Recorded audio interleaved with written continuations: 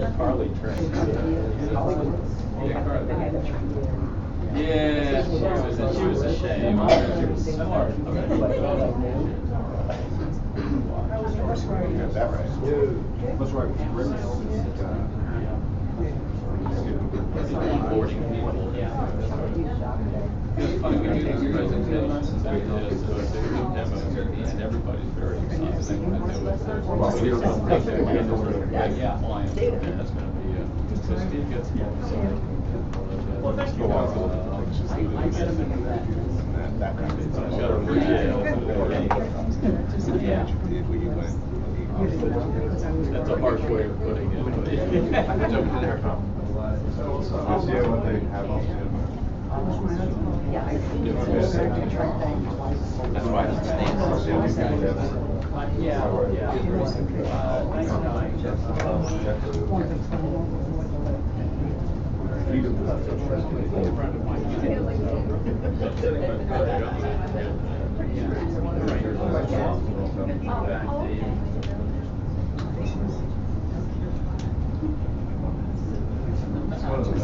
How are you? Nobody wants to sit up front? Like church. Like church, yeah. I'm not going to ask for donations.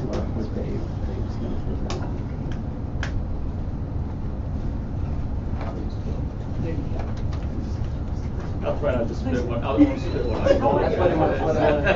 That's why they was at for own collars. I know it's a little tight, but try and make as much work as possible.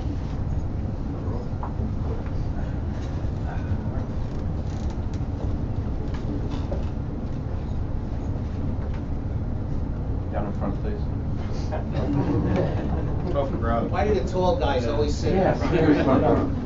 You go to the left. Well, thank you all for coming today. We really appreciate it. What we have been saying to our clients and our prospects over the last year or so is, what's changed in the direct marketing industry? And our answer is just about everything. Everything is changing. I'd also like to point out that our world is changing. Unfortunately, our world is changing not so much for the good. So before we start today, I'd like to have a moment of silence for the victims in the Orlando massacre.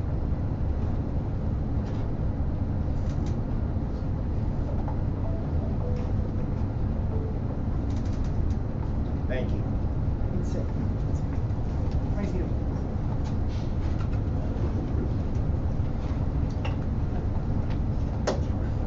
And I guess the next question is, what's driving these changes? And the answer to that is technology. Technology is what's driving all the changes in our industry and making all these huge advancements to enhance what we typically would do with just ordinary mail. We find new ways to collect data. We find new ways of using the data in our printing methods and personalization, and of course tying everything in to all the different medias. And hopefully that's what we're going to be talking about today, how you can learn how to use all these different medias to enhance your typical direct mail. We have 3 guest speakers. I'm not going to spend a lot of time introducing each of them, but Dave Lewis has been an expert and a leader in multi-channel marketing since it first started, and he's been a very strong strategic partner of ours, and I'm going to let him go right into his presentation. Okay, great. Thank you, Dennis. And also, it's a new world because I'm doing this with an iPad, so if I don't mess this up, we'll be doing very well. Phil trained me. All I got to do is swipe my finger. My 3-year-old granddaughter would have no problem with this. I'll do my best. Again, and thank you, Dennis, for the kind introduction, calling me an expert. I declared myself an expert a few years ago because I've been in the mailing business for longer than I care to admit. I've been in mail tracking. If you're familiar with Track by Mail, that was my company back in the early 2000s. So, and I was going to a lot of conferences, and everyone was telling me I had to do integrated marketing. That was the term back then. We wanted to do integrated marketing if we were going to succeed and stay in business. But nobody told us how to do it. And so we finally said, well, we'll just have to figure out or make our own tools to do this. And so we started Snailworks about 4 or 5 years ago. And Prompt was one of our earliest partners with it, and they've been really any technology we've introduced, they've adopted it, they've tried it, they've worked with it, and they've really been good partners with us and we've gone through that. When we talk about multi-channel, it gets called a lot of different things. Multi-channel marketing. It is up there too, fantastic. You're doing really well. Integrated marketing, cross-channel marketing. So I was talking to my partner today about omni-channel marketing. These are all really the same thing. Everyone's got their own twists and their own definitions because they're marketing terms. So our word is coordinated direct marketing. That's really what everybody who's in marketing these days is multi-channel. Everybody's doing email. Everybody's got a website. Everyone in this room, I hope at least, is doing direct mail. And I think direct mail, look at the number of people that got out here for an open house at a mailing company, or primarily a mailing company. Still, the direct mail is still very vital and alive. So everyone's doing all these channels. What we're trying to do is coordinate them to make them work together to support one another. So. And when I talk about multi-channel, and multi-channel again can have a lot of meaning because there's a lot of marketing channels. You know, I don't deal so much with skywriting or television, but we're dealing with the channels that are relevant to direct mailers. And direct mail is still an essential channel. There's still a lot of things direct mail does that no other channel can do. We talk about it. It's got. First of all, you don't need permission. The post office, they are very good sports about delivering mail anywhere where you got an address, and you put a stamp on it. You don't have the permission issues. There's an exclusiveness to it. You don't get. How many people here will get more than 25 emails today? How many will get more than 100? Probably pretty much everyone in it. You may not know it because you delete them so quickly and you have all kinds of tools on your phones that are getting rid of them for you. But how many people will get more than 20 pieces of mail in their mailbox at home? Not many. Your mail piece really stands out. So direct mail has a lot of really neat attributes, but it has some problems too. It's nothing personal, Dennis, but it's expensive. Direct mail is a very expensive channel. So, I mean, it's crazy. I don't know how it does it. But it is an expensive channel. It does. There are some challenges with responding. When you get a mail piece, there's usually, although there will be at some point, I think. Right now, there's not really a button you can push on a mail piece. You have to do something to respond. So there's some challenges with it. And so what we're talking about is trying to tie other channels in to make direct mail more effective, to help justify your investment in direct mail, and then just to give other channels to improve it. So email, for example, and that's sort of was our original primary business model, is that when a piece, we would track mail, and when it gets delivered, and we know when each piece gets delivered with intelligent mail, the day it gets delivered, we trigger an email to support that direct mail. Maybe 2 days later for business to business. And one of the things we found is every time when that email hits, response lifts. It never fails. If you have an email, if you're sending a mailing and you have an email address to other people, if you don't send an email coordinated with the direct mail piece, you're really missing an opportunity. But I put a big if there, if you have the email address. A lot of times you don't. Then you may use telemarketing. We're going to talk about IP targeting, a very cool technology that's new, which ties in sort of coordinates with web display. Social media we'll talk, but we have, so our mission is to tie all these things together, all these different channels together, to try to make direct mail more effective. So that's why our company is called sometimes the people think it's an insulting name of Snailworks. And we don't mean any disrespect with Snailworks. We all know what snail mail is. It's postal mail. It's not as fast as email. The guy's got to take it. It takes some time. Direct electronic channels are instantaneous. So we're trying to make snail mail better. We're trying to make snail mail work. Snailworks, what a great name. So why a campaign? I'm kind of giving away my secrets. So every channel has weaknesses, and then we use other channels to overcome the weaknesses of each channel and boost response. That's all we're really trying to do. We're trying to make response rates better, and we're usually doing it around a direct mail campaign. At least I stop to drink every now and then. I talk fast. Although New Yorker, I don't need to apologize for that as much. Other places I have to apologize more for talking fast. So the advantages of a campaign. Why do a campaign as opposed to direct mail? Direct mail does work. And again, if you're here, surely you know direct mail works, but it lacks an immediate response mechanism and is a significant investment. So again, like I said, with an email follow-up, and I can really generalize that to any other coordinated follow-up, we usually see response rates go up 10 to 30% if someone can coordinate a follow-up marketing piece to it, another message. Part of the reason for that is just, A, it does reinforce the message. Usually the email we send out is very similar to the direct mail we send out. We try to make them look the same, feel the same. We're just hoping when someone sees that direct mail offer, when they set it down, they say, yeah, I do need replacement windows. And then they set it down on the kitchen counter, and then someone else puts another piece of mail on top of it, and they don't buy the replacement windows. So we're going to send them an email that night reminding them that, and they go, oh yeah, I meant to do that. And maybe we'll have banner ads pop up too while they're browsing before they get to their email. So we're trying to have that immersive experience so they have more opportunities to respond. Ultimately, the direct mail still drives the primary message, but there's other channels to respond. You can measure and adjust a multi-channel campaign, and if you're accustomed to doing primarily direct mail without coordinating other channels with it, and I used to be in the mailing business, so my job, and I say I was in the mailing business, I had a mail house. So my job was to stuff the envelopes and take them to the post office, and then drive my truck away, and I was done.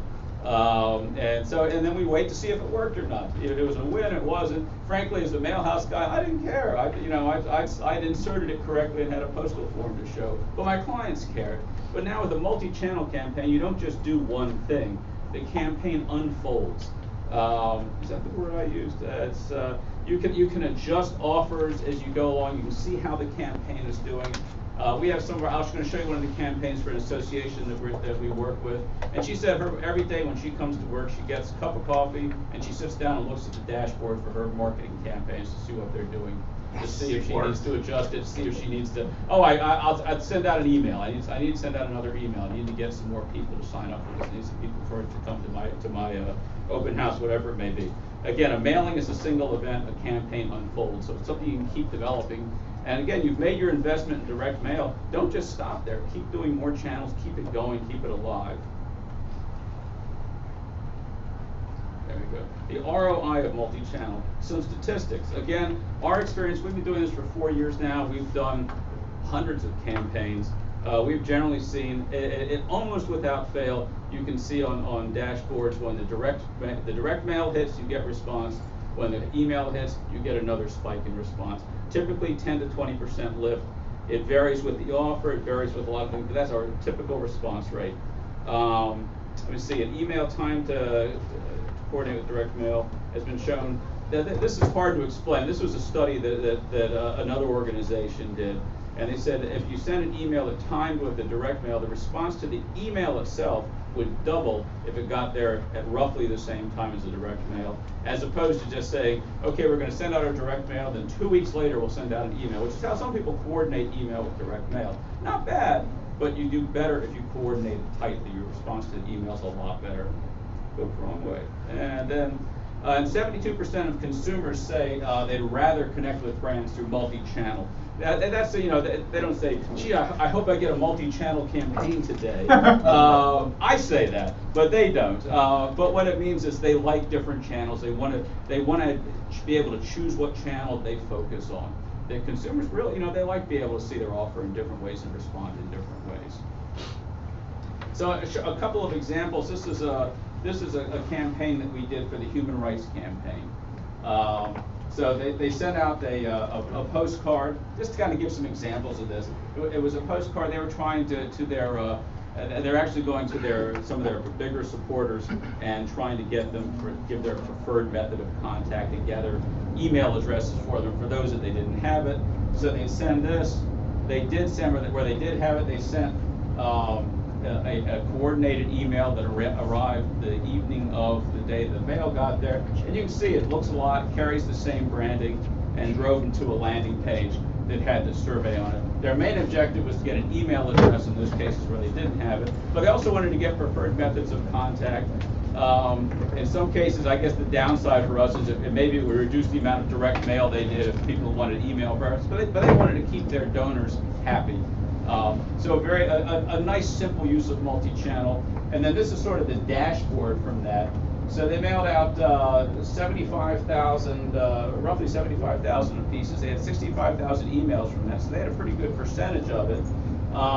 And then from that, they did they got 5,000 people who came to their landing pages, which is a 5% response rate, 5.4% response rate, to came to the landing page, and of those converted, filled out the survey about 3.3%, which was much better than they had done when they just went with email or with direct mail. So by combining those channels, they got better response rates. Then they could look at this dashboard. They could see how much mail got delivered every day, what the email stats were. And this is all something that Prompt can offer you. These dashboards for on your campaigns. This is what we do with them. We help them create these campaigns for their customers. They're fairly simple to do, and they're very powerful. This is the woman I talked about. She's at the American Röntgen Ray Society. Röntgen rays are like X-rays. I had to learn that. I went to lunch with her one time. She kept talking about Röntgen Ray. I said, who the hell are Röntgen Ray? But it turns out it was Röntgen Ray she was talking about. Anyway, but she uses multi-channel for membership renewals in this case. So they sent out this was the email they sent, very closely coordinated with it, and then that was the landing page you went to. It all looks the same, but it was a very effective campaign for her. And she does this, and this was the dashboard for her. She got 9 memberships out of 16,000 pieces was what their memberships cost. That's nice response. But the thing I wanted to show that she does is this is an earlier campaign she had done where she mailed out 8,000 pieces of mail, but she continues to do email. And when she sees her numbers starting to slow down, this is kind of a graph of response versus email. When she sees it start to slow down, she sends more emails. So she did the mailing in March 24th, and May 17th, she's still getting people renewing memberships because she can keep this campaign alive. She didn't have to do any more mail. She just at that point she just did email to support it. So this is the lady who comes in and drinks coffee and looks at her dashboard all day. I'm not saying I want to marry her, but but I like how she thinks marketing-wise. So if you want to do a campaign, here's the process. And again, Prompt can help you through this process. We support them. When someone comes up with something complicated, we'll help them work through that too.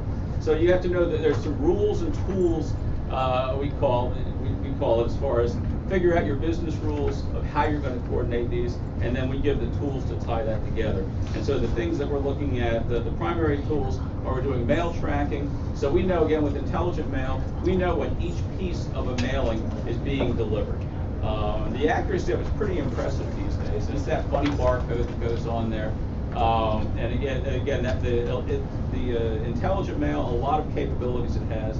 One of the capabilities, is you can identify mail at an individual level. You can also get if you want to, you can get address change that doesn't get delivered, you can get it back. So again, mail tracking, we think it's that alone is a pretty cool thing. But then we also track email, and email is a little easier to track. It's kind of natural. And then response tracking, the dashboards we're showing you see who responds, who goes to your landing pages, and then we use that to build future campaigns. For example, if you come to a landing page of ours and don't respond, don't push the button, we'll be in touch with you. We'll, we know who you are. We know you came and looked at the landing page, and in most cases we can identify who those people are. And so those are prospects for us too. So even if they didn't, our usual marketing technique is white papers. We give away white papers. And so if someone comes to our landing page, looks around, and doesn't take a white paper, it makes no difference to us as far as we're concerned. They're prospects for us. We'll send them a white paper whether they ask for one or not. So tracking that is cool. And this is the process that we do for you. This always scares people, but so this is kind of the flow chart of a campaign. And they have printouts of this, right, Phil? And again, I don't even try to, you probably can't read it on there, don't try to memorize it. But just the concept that this is how we think with a multi-channel campaign and how you need to think. This is the direct mail right here. That used to be the end of the process for us, is that blue box. But now we're tracking, see when it gets delivered. When it gets delivered, we're triggering emails if that's the case, or maybe other channels. Did they open the email? Did they unopen it? Did they click on it? Did they not click on it? If they did, they'll go to a landing page. Did they go to the? Did they convert to that? So everything we try to think through every step, and this is what you should do with a campaign. Think through everything that your prospect may do. They might buy it, they might not buy it. Everyone's going to end up either in the green bucket here, which is the prospect database. It's green because we're still positive about it, but that means they didn't respond. They'll end up down here as a sales call or as a closed sale. So we try to get, that's sort of the mental process of creating a campaign. And we really use the original one. I wish I still had the picture of it. I did it in early, where we actually had this flow chart on it for our first campaign. We had it on a whiteboard, and that really we'd figure out, oh well, we need to create this email, and that we'd find what we had to create on the whiteboard. It really helped us plan the process. So create your mail piece for a multi-channel campaign, because we usually start with mail. Remember, it is part of a campaign, so make sure it coordinates with other things. One thing that's good in terms of mail piece design, we think, we say simple designs work well. Carrie is going to be talking later about informed delivery, and a lot of times in the future, your prospects are going to see your mail piece on their smartphone, a picture of your mail piece on their smartphone before they see it at home. So you want to make it something, make it it looks good in a tiny image. Something to think about. So simple designs we think work well in multi-channel. Focus on the offer and the call to action. That's one of the things as you think through these campaigns. We're surprised at how many customers don't really have a clear offer or call to action. So we help them with that because we need something to get them to the landing page. If there's no offer, they won't go to the landing page. We always tell people, I'm great is not an offer. I'm great and I'll give you a $5 Starbucks card as an offer. Create your email, which should support the mail piece. Carry through the branding and the look. And usually the graphic artists that we're working with will create the email the same time they create the direct mail, because they're kind of using the same images, just rearranging it in that format. And while the artist is still there, have them create your landing page. Again, should follow the same branding. We have graphic artists, in our case, usually graphic artists will, our customers' graphic artists will create these images. We'll turn them into HTML or into the appropriate coding. Again, the landing page, everyone should have a landing page all the time. Everyone's got a web page. I advise people, if you're selling, you always should have some kind of offer live. Don't send people to your web page. Send them to a landing page first so you can capture information about them. But so a landing page, very important part of a marketing campaign. Designing, as you think through these designs, responsive design is very important. I really like this one, and so this is how something looked on the web page. So it's a big, beautiful page, and if you try to reduce that to a phone, it's kind of hard to see. So if you take it down to an iPad size, you can see elements start to rearrange themselves. This is responsive design. This is a good example of it. So that you don't just take the same image and shrink it to fit on a phone. It reformats. Things start to fall. When we take it down to phone size, again, it's really gotten a lot different. And if you scroll down, it's easy to fill out on a phone still. It automatically, it knows what kind of device it's on. So a very important element of that. We help our clients with it. Sometimes some of our clients, their artists will do the responsive design piece too. It's complicated. Sometimes it changes how we take images and things like that. Text has to be text. Text can't be images. Things like that. That's why you need experts like myself, because I was declared an expert earlier today, and Prompt working with you to try to put these, because they're complicated. To make them successful, if you take the same thing and try to squeeze it on a phone like that, it's not going to be as effective. It's a cool looking page. I really like that. I'm very proud of that one. We're proud to work with that. Social media, I'm not going to tell you much about social media because I'm not an expert on that, except that we provide links from social media to your landing page, and we also provide sharing links on your email so you can share these things. And it can be effective in different ways. I know there's some campaigns that Dennis and Phil have done that have used social media very actively and been very successful. B2B, it's a little harder. We use some social media in what we do, but it takes a lot of commitment. I've seen, I always ask, anyone here ever seen the fold of the week? Yeah, there's always people who raise their hand in any mailing crowd. Trish Winkowski, she does a weekly video on her favorite folded self-mail. She has thousands of followers. 356 episodes. 356. You watched them all? No, I day? went on YouTube last week to see how many she'd done. She wears a funny T-shirt in each one. That's her gimmick. It's a great gimmick. So sometimes just to see what the shirt says, it's like "Fold Me Tender" or something like that. She's I very, very actually clever. have samples. She has a fold sample box, and we have it here. If anyone is interested in looking at something totally unique, she's come up with some amazing folds. Yeah, that's everyone's got their gift. Yeah. I can't fold things very well. And web display, I want to talk a little bit about web display because and it has banner ads and skyscrapers and things to see, and they're kind of a boring thing you'd think. But there's a new way to deliver those that's pretty cool it's called worth its own slide. Called IP targeting. And an IP address is your home computer address. And with IP targeting,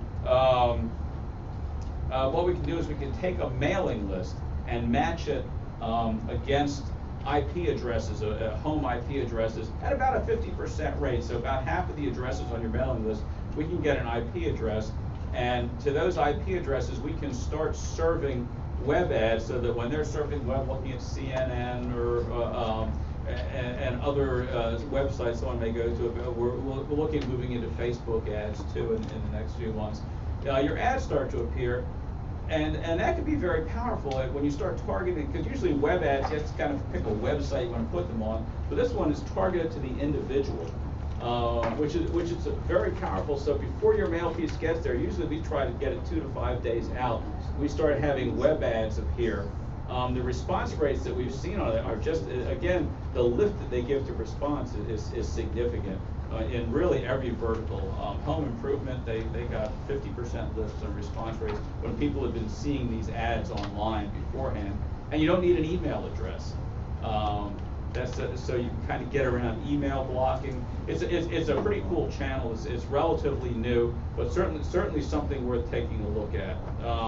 So you're delivering impressions of ads. It's more expensive than email, but it's something we're encouraging. We're doing more and more testing of it. We're encouraging our clients to look at it and test it and see what it does to the response rates. It's tricky because you don't measure the response rates of the ads themselves. You measure what it does to the mail pieces that had targeted ads versus those that didn't.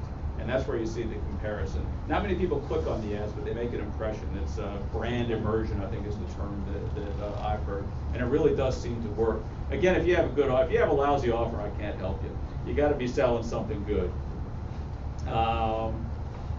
Again, as far as measuring it, one of the stats I found interesting is in small to medium businesses, 80% do not measure direct mail, and 73% do not. Nobody tracks their stuff. No one pays attention to how things work in much. They know if they make money, I hope. But that's one of the other advantages of a multi-channel campaign is you get these kinds of dashboards to track, and so you can take them and respond. I said again, in this case. There's 1,200 people who came to a landing page. If you're looking out of an original 97,000, this was just off an email. So you got 1,300 people there that you can market to again. Very easy to pull these names and do more marketing to them. One other thing that we'd like to do is keep campaigns active, as I said. So you've got the direct mail out there.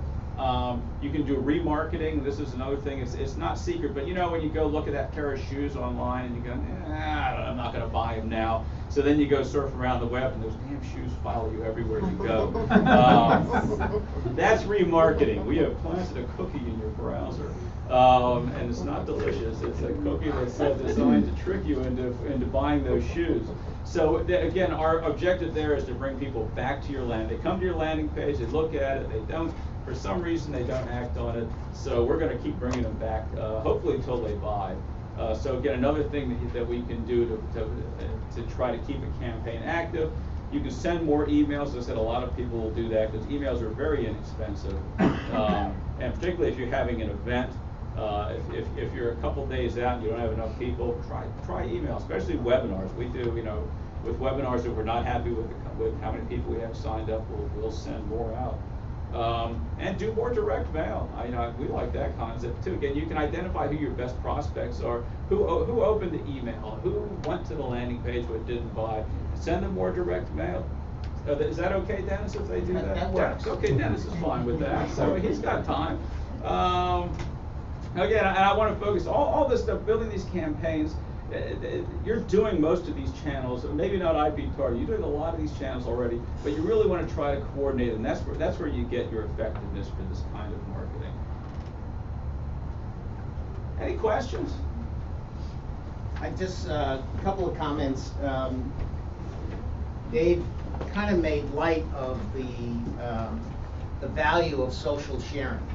We feel that it's a huge advantage to be able to share a campaign socially, because when you think about the fact that maybe I'm going to send out 100,000 pieces, and that has the ability of being shared socially with an unknown amount of people.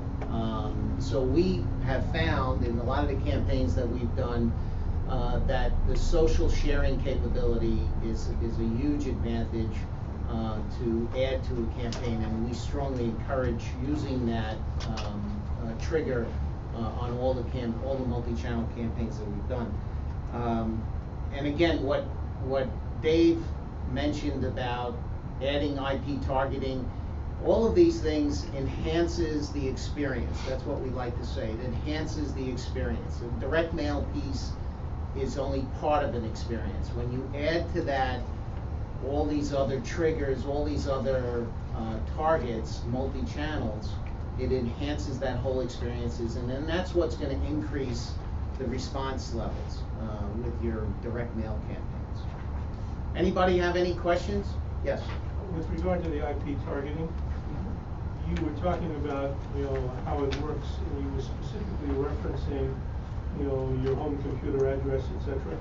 Is it more complex for that to work on a business computer? Yeah, B2B, it's Less. harder to it's harder to About match. a 30% match we found. Because in many cases, the companies block your ability to do that, or what? Not so much Well, block it as the geographic location of a business computer. A business may only have one IP address for a dozen people that are working there. I see. You may want to use more impressions for Yeah. an organization. And that's it. You buy the number of you organization. buy impressions, and when you get into business, but then if it's in an office building, it's very difficult. A lot of times, office buildings share IP addresses.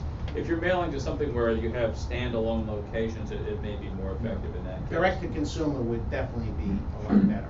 We just did an IP targeting campaign for a professional organization, and because they were going to organizations and not residential addresses, we did 200 impressions per organization for a total of like 200,000 impressions in the banner ads. Any other questions? Yes. Just a comment, you made the remark that direct mail is expensive compared to the other Come on, Dick. channels. Come on, Dick. But Come on. the return on investment. Oh, absolutely. is something you didn't mention. No. I believe in direct mail. We're just trying to support your investment. Direct mail is an investment. It's a good investment. I always hear email loves to talk about their ROI. I said because there's no I. It's cheap. So you spent $10 and you got $40. Wow. There's not much investment in it. So direct mail is an investment, but it's a good investment. And obviously, having all these other channels connected to it is what Makes it more makes effective. it more effective. Question: is there some kind of minimums when you're talking about these coordinated direct marketing? Is there Costs you talking about? Yeah, is there? We don't talk about costs. Yeah, no. Is there things like at a point where it's 2,500 and up, or 5,000 up, or 25,000 and up? Typically, I'll give you a range, Yeah. okay? Typically, on a campaign of about 50 to 100,000 mailing pieces, if you did a multi-channel campaign using personal URLs, And depending on how you personalize the piece, because that's really affects the campaign. The technology side adds about $2,000 to $3,000 to a campaign on the technology side. Again, if you change the way you personalize the piece, then that could add to the expense of reducing the direct mail piece. In fact, just to give you an idea, a range. Yeah. Okay, thank you. Okay, thank Okay, you, Dave. thank you. Thank you.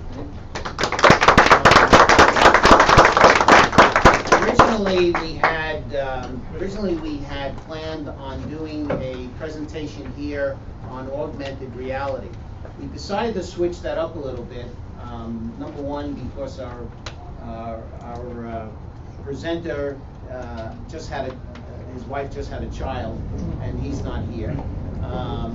But we also thought that we should set up a separate presentation, which we have in our front room. We have a whole separate presentation on augmented reality. There's videos there.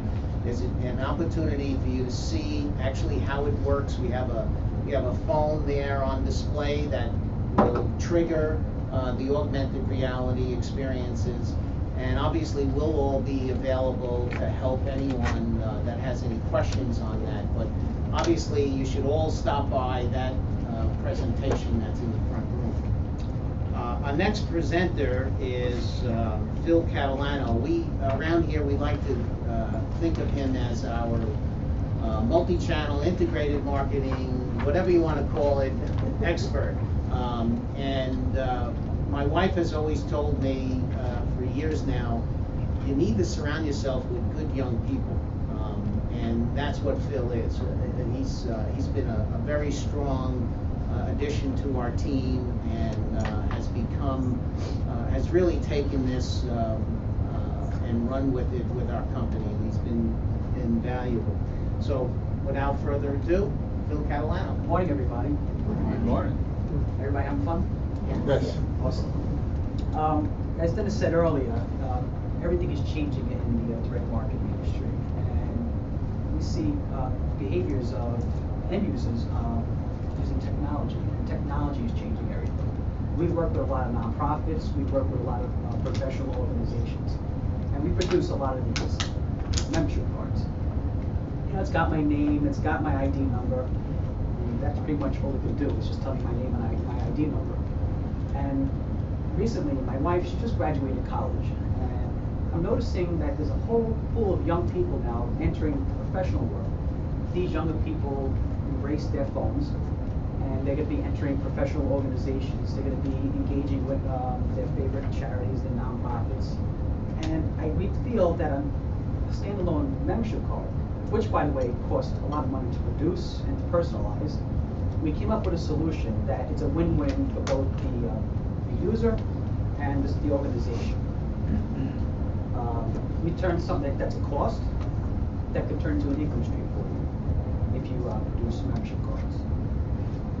The solution is a digital membership card. So now you send out a direct mail campaign, having people come join the membership or an appeal to keep them engaged. Instead of tipping on a card, which is very costly, we can have a unique URL or a QR code that they can scan, and then they can bring them to their own personal membership card. And you can have everything on the page. You can have them shop online. You can determine behaviors. You can have special offers. You can have push notifications that come up, and when it's time to renew a membership, they can do it right on the fly from their digital membership card. So we see it as a value.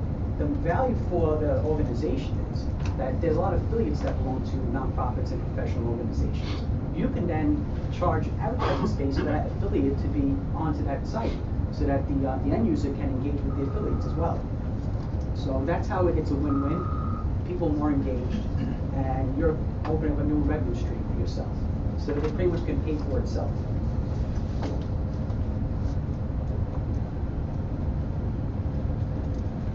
So this just shows you what, this is a demo we put together for the Metropolitan Museum. You can to take the physical card and have a digital version. And the other thing also is, there's also levels. You know, I've seen in casinos based on the player's card, if you're a gold member or platinum member, there's different colors. In any membership that you join, there's different levels. So if someone goes to the next tier, you got to produce another card for them that you know reflects that. Well, digitally, we could just do that on the fly, and it wouldn't cost you anything. You know, it's just an image file rather than having to produce an actual piece and personalize it. Did the museum do that? Not yet. Because I know I haven't seen it and I don't remember. I'm trying. Good for you, and given their financial situation, they should certainly sign up. You're I absolutely wrote right. to them about printing, and haven't gotten a response. Yeah, the other thing too is you could do A/B testing on these cards. You could test different offers, different ideas, and also you could tailor the cards to reflect the interest of the end user. So it's just not putting everything for everybody. They can be personalized with the user's photo, and you can just then, you know, with the technology, see where they are. With cell phones today, there's so much information you can gather. And the younger audiences, they're not going to want a card. I think I'm one of the last in my generation that carries one of these. Everybody's using these digital wallets on their phones. Me, personally,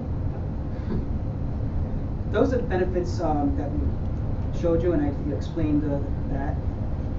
You have a question, Sid? Yeah, well, I would agree that compared to even a few years ago, the number of people who would not want to do this is getting smaller. What if the Museum of Natural History or the Met decides that they're going to do this? How do they deal with those people? They send them a card. Send them a card. But instead How of, do but they instead know of who to send it to? well, so the process would still be start with a direct mail piece. And you are now giving someone an option on the direct mail piece to download from a QR code or Pearl to get a digital membership card. Or you could request a membership card be sent to you. They produce something in the neighborhood of 400,000 cards every year. So every year they're producing these plastic cards, sending them out to the membership. With a mobile membership card, you do it once, and then if you want to get renewed, we can do it all electronically. Right. There's two ways to go about it. I'm not going to get too technical, but there's a web-based and an app-based. We all know the millennials, they love apps. And we always suggest to start with a web-based membership card because it's easier to develop, and we can put in certain technology and take stuff out, and it's almost for beta testing. And once we see that, you know, this is where we want to go with these membership cards, we can then build an app around that and then make the user experience more robust. And what Phil referred to earlier about taking something that's a cost center and turning it into a revenue stream is really what's so valuable about this, right? So right now, a museum or any kind of library or theater who has membership cards, it costs them money to send those membership cards. Obviously, they're getting a donation for that, but it costs them money to send out that card. By going with a mobile membership card, you are now creating a revenue stream because you have affiliates. You know, if you think about it, you think out of the box. You have the ability of adding on Open Table or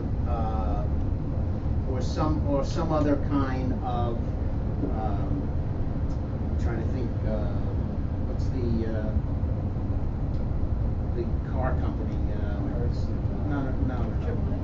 No, they Uber. Thank you. Or Uber. Now, you know, so what you do is you agree with these companies to now you're going to be advertising for them. You agree to for them to pay for the cost of having them on your membership card. So it creates revenue. Plus, we also talked about social media. You can also tie in social media into these cards. So if someone is at the museum, they can then share that they're there, and may encourage other people to come and join.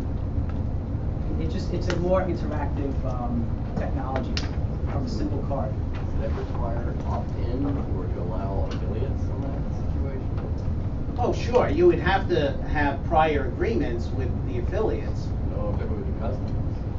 Oh, with the customers? No, because you've already opted into getting a membership card, and part of that membership card allows you to participate with their affiliates. Like right here, this card, there's member discounts for Hertz, there's personal insurance solutions, so they have insurance affiliates, rental car affiliates. This would also make the renewal process for membership A lot more easier. simple Right. and cheaper. Right. And what Phil pointed out earlier about sending messages out. So if the museum, I'll use that as an example, if the museum is having a special event, they can push you out that message through the membership card, in addition to direct mail. Again, you know, it's all about enhancing the experience. Multi-touch.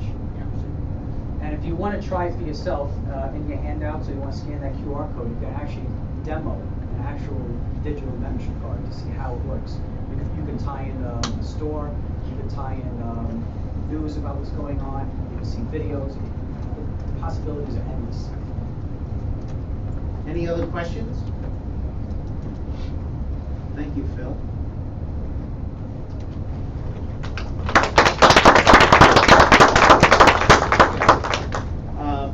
By the way, we in the reference guide that we left on everyone's chair, we have copies of all the presentations inserted into that.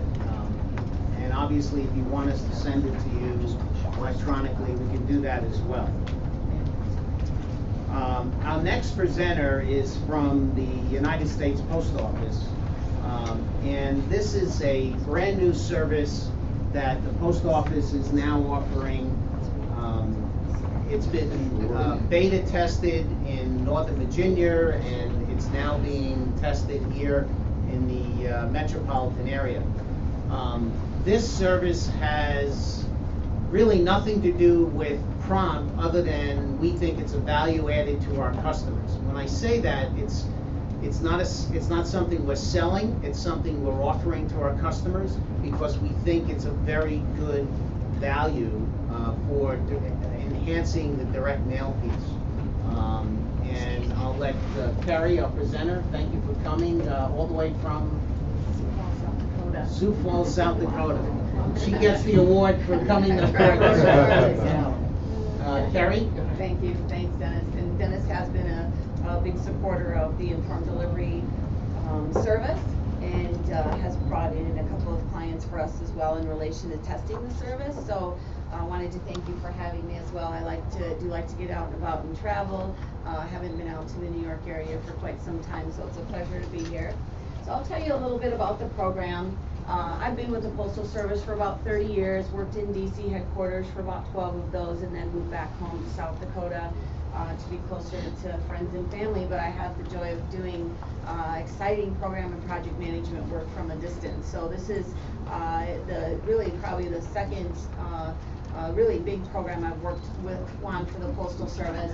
And really what it is some people have concerns with the naming convention. I know we have different informed terms out there that folks might be confused with, but it's a consumer-facing service that enhances the hard copy mail with digital image, right? So the concept is that you actually see that piece of your mail before it's delivered. So the idea is that morning you're going to be getting images of mail, largely letter-sized mail that goes through automated equipment, because it is tied into that whole equipment processing. So, and it basically, we scan all the mail that goes through our automated equipment. So for example, here you might see that this is a handwritten piece. You get a letter from grandma, right? That's going to be showing up. It's based all on the intelligent mail barcode that is either applied by you on your mail pieces or applied by Dennis or someone else that facilitates your mailings.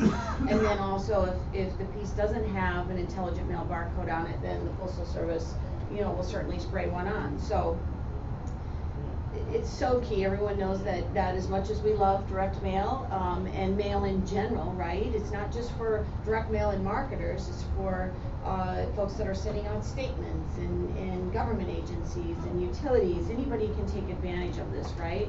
And you can take advantage of it in different ways. And the whole concept is kind of bridging this digital divide, right? So we understand that the digital natives, those folks that are growing up now with the cell phones in their hands from birth, react a lot differently to things than we do. So we're trying to stay in step with that with the Postal Service, and this is one of the ways that we're doing it. Lots of others, but this is one of them. So how it works basically for letter mail is kind of simple. Now, I had my team, I had been using a deck for months, right? I've been working on this program for a year or so, and they thought, well, it wasn't quite lively enough or whatever. So they were helping me rewrite it, and I said, after I started looking at it, I think they decided they were going to be getting paid by the word. So I'm still working on the final version of this. You know, we all know that PowerPoints are supposed to have a little less wordy and more pictures, but the whole concept is here, right? So the consumer signs up. So I'm not going to force you to sign up for the program. It's an opt-in. If you choose to sign up, you can sign up. If you live in the New York, Connecticut area now in 066, 069, 100 through 119, 3-digit zip codes, you're likely eligible for the service. Now, not every address is eligible. It's based on the delivery point barcode. So it's based on your unique code that's at your home. So for example, I live in a house, I have a unique 11-digit delivery point barcode is what we call it. In some cases, you might have an apartment building or something that's 20 stories high that not everybody has their own individual code yet, so we're still working on that piece. But for the most part, it's available to the majority of consumers in the area. We image the mail during processing. We have thousands of pieces of automated equipment, very sophisticated, you know, moves hundreds of thousands of pieces of mail probably virtually every minute. And we take images, and normally those images are discarded because they're not used.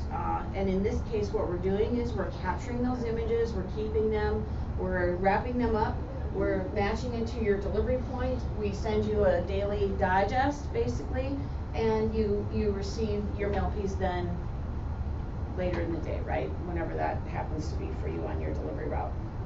So it's a little different in relation to letters versus flats. In the case of flats right now, we're not imaging flats, right? We do scan them through the automated process and we capture that scan event, but we don't necessarily always have the images of those. So we're testing a couple of different processes. You can still test and participate in the program as a mailer, right? Even regardless of whether you're doing letters or flats, and we'll talk a little bit, you know, more about how that works. So this is, to me, kind of the crux of it. And again, it gets a little complicated. We're working on simplifying this, but let's say that you're a non-consumer. You don't get informed delivery, right? Most of us don't get informed delivery. Certainly not available in South Dakota yet. Someday will be, but not today. So you conduct your mailing as normal. If someone's not subscribed to informed delivery, they just get their mail piece. If they are subscribed and enrolled in informed delivery, they're going to get your physical mail piece, plus they're getting the scanned image. So they're getting that additional digital impression for no additional fee to the consumer or the mailer, at least during the pilot program. And so they get these additional impressions, and they're going to see all the images of their mail pieces. So if you're mailing into these zip codes today, your consumers, whether they're your customers or your prospects, they're getting images of your mail pieces today. So the other opportunity then is you add some digital content. So what we're saying here is that along with the grayscale image, we're giving you the ability to add additional digital content. Generally speaking, it's a picture, a color image, and then we have a link that you can click on the URL, and you can then go directly to the website. So, you know, Dave was talking before with SnailWorks how you tie in this whole concept of a mail piece and then emails, and so really what he's a fan of this as well and has been talking with us and working with our mailers technical advisory group, that now, you know, you actually get that email before you ever even get the mail piece. And then now Dave and PromptDirect and other folks can add on additional emails and those types of things after the fact by those other scan events. Does the URL take you, or does it take you? So the URL would be where you want to direct your customer to traditionally write a landing page or a web page, whatever you would designate. Again, it's not, a lot of this is tied into compelling offers, right? Your best bet is if you want to send me something, Dave used the shoe example. So if I have the shoes, and then if I went to check on those, or you send me a mailing on those, maybe I take someone to a URL that takes them to those shoes in particular. So the consumers, subscribers, love informed delivery service already. To be honest, a lot of us, even in the Postal Service, really weren't 100% sure of what the value was initially. You know, you sometimes have that when you test new things. You're like, I'm not really sure. You know, but they love the opportunity, the convenience, and the ability to take early action. They love the visibility and security. So, you know, everyone in the household gets to see the piece of mail, right? So you have, you know, how many of you are at your homes, but how many of you collect the mail out of your mailbox at your homes? Okay, so there may be instances where you get home, you don't collect the mail, and oh, by the way, you might miss that, you know, Home Depot coupon or you know, whatever it happens to be. If someone decides, whoever the mail collector is, decides that is not necessarily relevant to you. So this allows that. I've heard people say, you know, parents, for example, it's like, oh, their you know, 16-year-old son got home first and took his report card out of the mail, and then the other someone says, I saw you got your report card today. It's like, it didn't happen. So a lot of stories I've heard about this, and these are, you know, actual quotes from consumers. 97% of folks in the New York, Connecticut area that are testing with us are likely to continue using informed delivery. We surveyed just over 10,000 people, 5,500 responded to the survey. That in and of itself is amazing, right? So we're not saying we're going to have 100% of the population. We're not saying that, you know, everybody is a fan and is going to be on board with this, but the folks that are engaged. Is my time up? Is someone trying to is that the hook or what? That's all right. 88% would recommend it to friends or family, and we all know that, you know, referrals are one of the best ways to sell things. Yeah. Since, as you said, this is a pilot, is there any thought that as you're doing the pilot, when this rolls out to being a regular thing, that there might be a charge for this? Well, there certainly we're not looking at it for a charge at the consumer level, you know, because again, we feel that this is just an add-on to your mail delivery service, just like we provide folks package tracking information. Your My USPS dashboard will have both your tracking, your package, and your mail information. You know, certainly as part of the Mailers Technical Advisory Group that I've been working on, there's been thoughts and suggestions that the Postal Service could monetize this and should monetize it. Some people are saying that we, you know, should monetize it because we're competing in an area where other people are offering similar services. So if the goal for the Postal Service is to increase mail, right? So we have other promotions where if you participate in a promotion and you mail more, then you might get a mail discount, is kind of how that works today. And so this might be a similar type of thing. So there's lots of different models. Could it be a base of you know, pay so much a year, run all the campaigns you want, pay per click-through, or basically just, you know, increase your mail volumes and move some of the media spend that you have into other channels.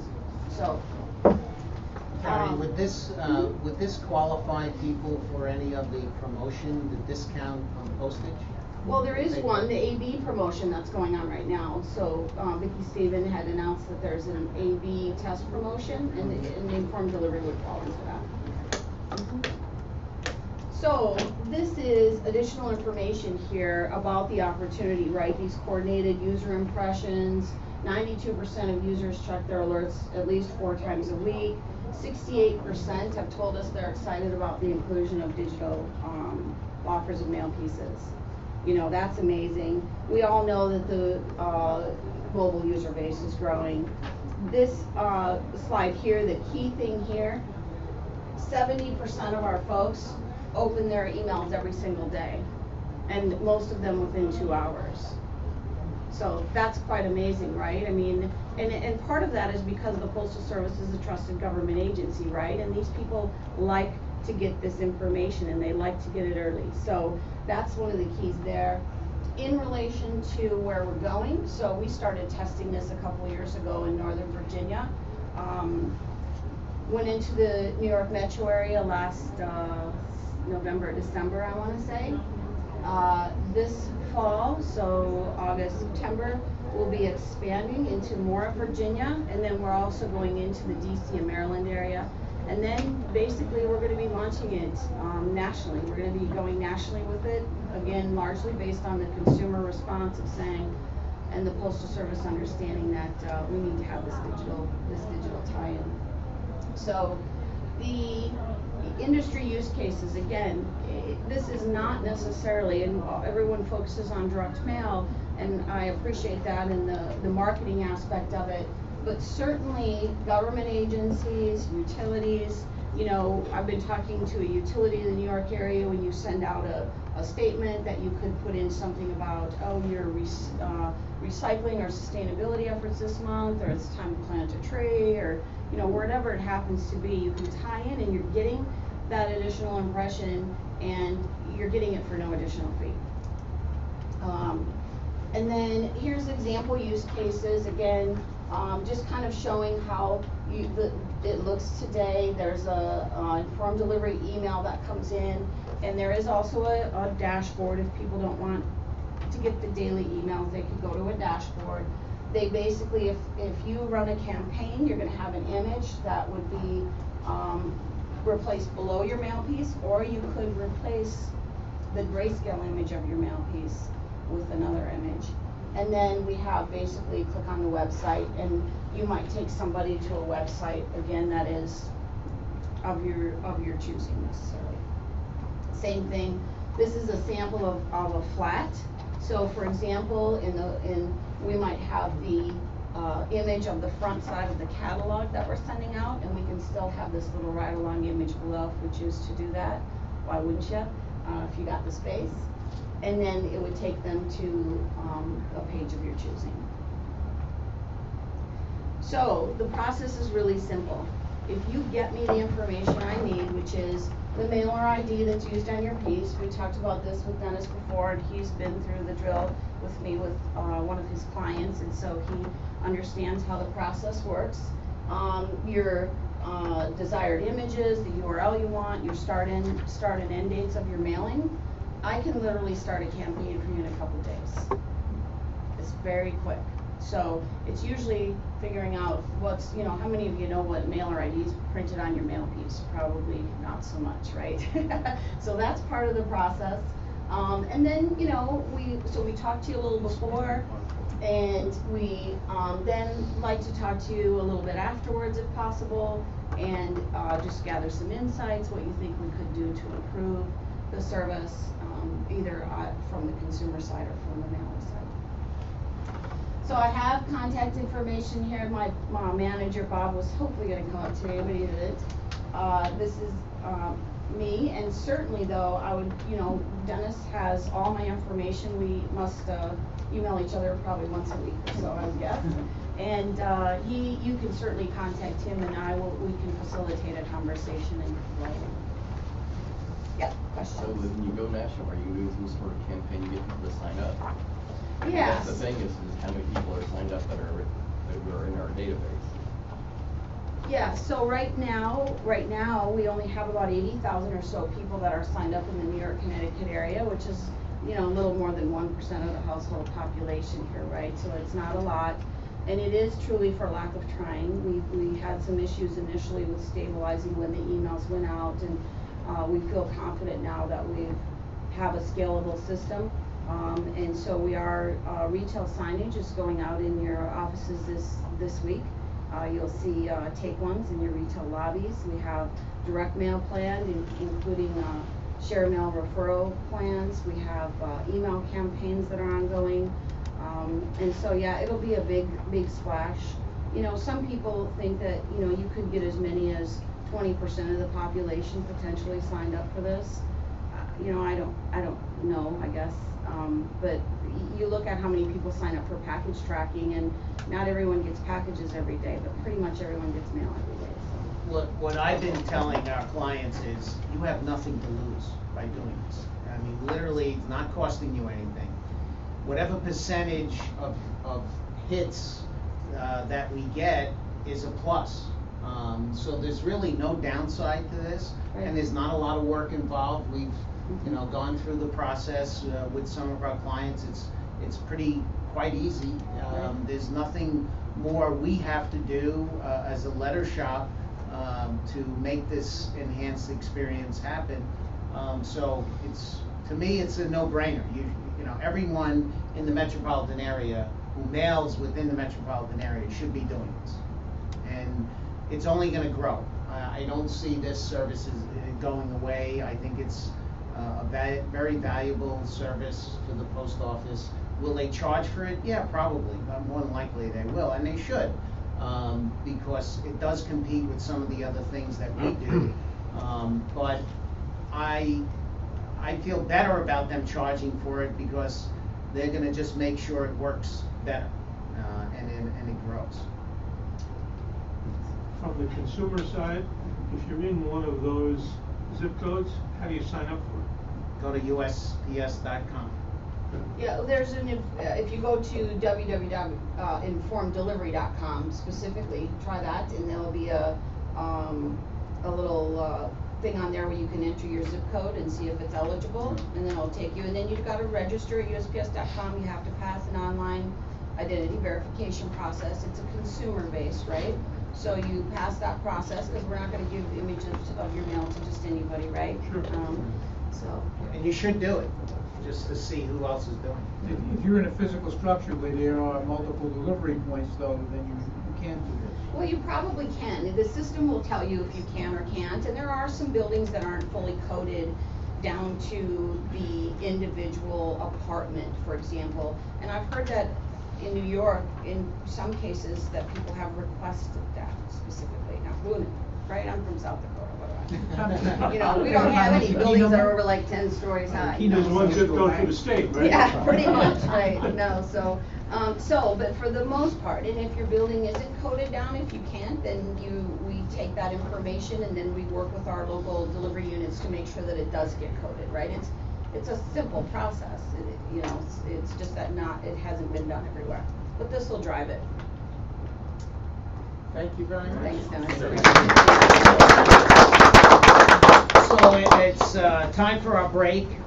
So everyone in this room is eligible to go out on the plant tour after our little coffee break. I also want to mention again, in the front room we have 3 things set up. We have a post office consultation room.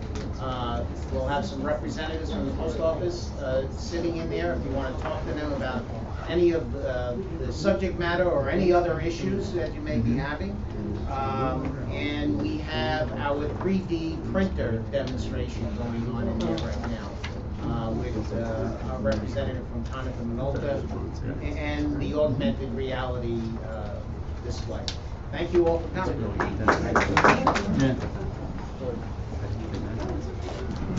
How'd I get this when you were standing here? It's like you're sending it. Thank you. It is Wednesday, yes. Awesome. Thanks so much for all your help on that. Yep, yep. Thank you very much for your invitation. Oh, Yeah, thank you. no Appreciate problem. it. Yeah, thank you. Hey, Dave, Lisa, how are you? Hey, Lisa. Good to see you again. Are we met? That's right. Hey, Lisa. We've spoken. Steve. How are you? Steve first. Very That's nice good. to see you again. Steve is the one who actually gets me to do stuff and finish stuff. I always tell Dave what a great writer you are. Well, I appreciate that. And thank you for being the impetus behind Dave actually getting out of the office and doing his little tour. Every now and then, yeah. It's, But you did a terrific job. oh, thank you. So we'll see how many articles this generates for the next. There you go. And if we can bump them up from twice a year to maybe a little. That triggers the post Yeah. office. That would be good. They have to provide the URL. I did all right, yeah. That's what I have triggers just a the, question. message. It's about IP targeting. Mhm. On our website, we're collecting a lot of IP addresses, not with like names or addresses. And the possibility to reverse offend. That's We one provide to value, you but the other value IP is, addresses. let's say for and instance, we can like purchase or rent retail, names and You're addresses sending that out you a sale. have. It with can be IP done, addresses. I can't do it. Let me, do you have a business card Maybe on you're you? thinking I don't about have right Okay, now well, with me. let me give you mine, but you reach out to And, me. yeah. And I could send you information. There are some people who are doing that. I'm not. There's some privacy issues with that. So that makes it challenging. But But it can be it's kind done. of like it can be done because we have a lot of data collected for IP addresses. Sure. But it's So very doing something limited with that, yeah, on it's the a- personal level. Right. And it could be used for different. But there are, companies. you can get some magic done on that. I'll get you some information on it. Okay, thank you. Okay, thank you.